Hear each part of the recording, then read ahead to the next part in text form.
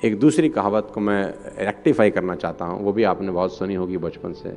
भगवान करे मुझे वो आदमी मिले, मैं उसको रॉकेट में लगा के ना मार्स पे भेज दूँ और मैं चाहूँ वापस भी ना आए, मंडराता रहे साला ऊपर।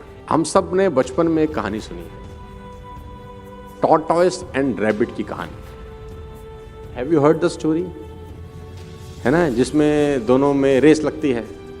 हमारे यहाँ भी एंटरप्रेन्योर्स हैं, बहुत सारे लीडर्स हैं जिनमें रेस लग रही है, कौन जीतेगा कौन हारेगा टाइप्स, कौन आगे जाएगा कौन पीछे रह जाएगा।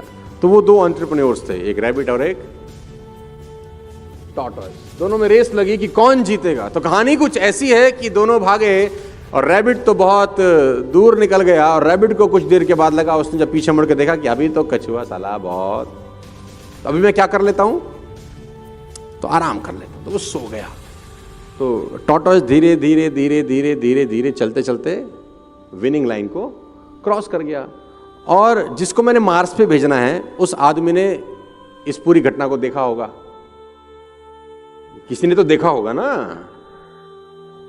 अच्छा, ये वो लोग हैं जो जिंदगी में एक नंबर के आलसी रहे हैं, जो मेहनत से गुरेज करते हैं, मेहनत इनको पसंद नहीं है, भागना इनको पसंद नहीं है। तो ये मॉरल ऑफ द स्टोरी लेके आते हैं।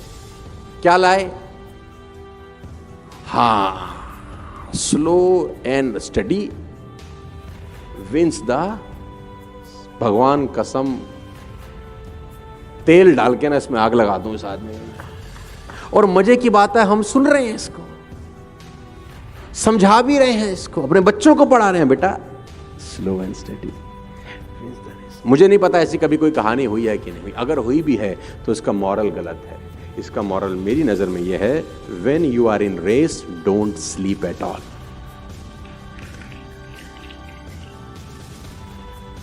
अरे काहे का स्लो एंड स्टडी, साला 70 साल की जिंदगी टोटल।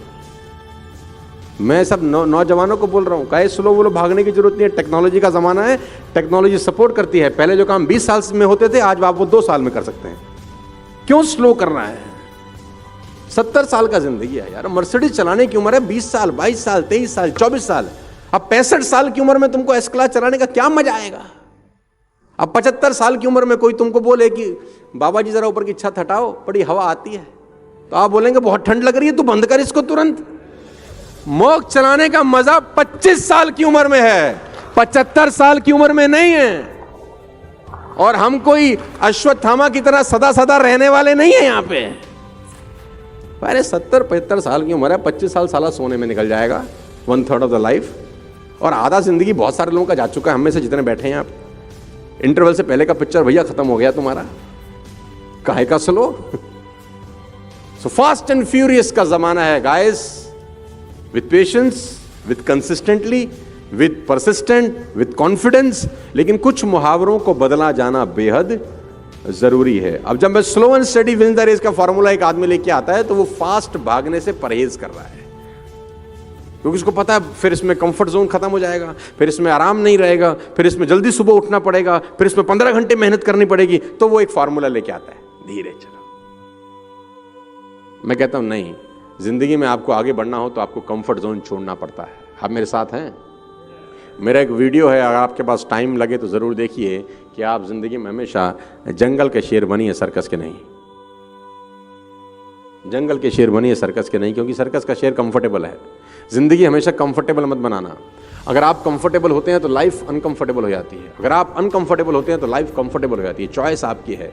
आज कुर्बान करके भविष्य निर्माण कर सकते हो, आज कुर्बान करके भविष्य निर्माण कर सकते हो, या आज निर्माण करके भविष्य कुर्बान कर सकते हो। चॉइस आपकी है। हमको कंफर्टेबल जोन में नहीं रहता। सर्कस का शेर कंफर्टेबल है, उसको तीनों टाइम खाना मिलेगा, उसको धूप नहीं लग रही, उसको कोई मारेगा नहीं, उसको केव नहीं ढूंढनी, कोई शिकारी उसका टॉर्चर नहीं करने वाला, कोई उसको किल नहीं करने वाला। कंफर्टेबल है, आराम से बैठा है, तीनों टाइम खाना आराम से मिलेगा, मस्त, कहीं जाना नहीं, कहीं आना नहीं, हंटिंग नहीं करनी उसको। लेकिन साला कोई जिंदगी है, वो एक 5 फुट का रिंग मास्टर उसको नचा देता है, बोलता आग में से कूद, बेचारा आग में से कूदता है, सिट, बैठ जाता है, स्टैंड अप हो जाता है। अब जंगल का जो शेर है वो कंफर्टेबल नहीं है, उसको डेली हंटिंग पे जाना है, कभी खाना मिलेगा कभी नहीं मिलेगा, कभी धूप से परेशान होगा कभी बारिश से परेशान होगा, हंटिंग का खतरा है, साला कोई गोली ना आके लग जाए, अनकंफर्टेबल सिचुएशंस है। और सर्कस का शेर कंफर्टेबल सिचुएशन में है, लेकिन मैं फिर कहता हूं सर्कस के शेर की जिंदगी भी कोई जिंदगी है यार।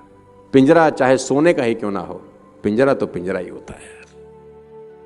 मैं कहता हूं उसको सर्कस का नहीं जंगल का शेर होना चाहिए, थोड़ा अनकंफर्टेबल रहना चाहिए।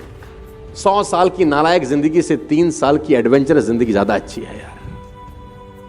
अब वो सर्कस के शेर की मुसीबत देखो, उसकी पूंछ बाहर निकल जाती है कभी कभी पिंजरे से, और वो 8 साल का बच्चा भी हिला देता है, हट। लेकिन अगर वही पिंजरा हट जाए तो क्या हाथ लगा सकता है कोई उसको?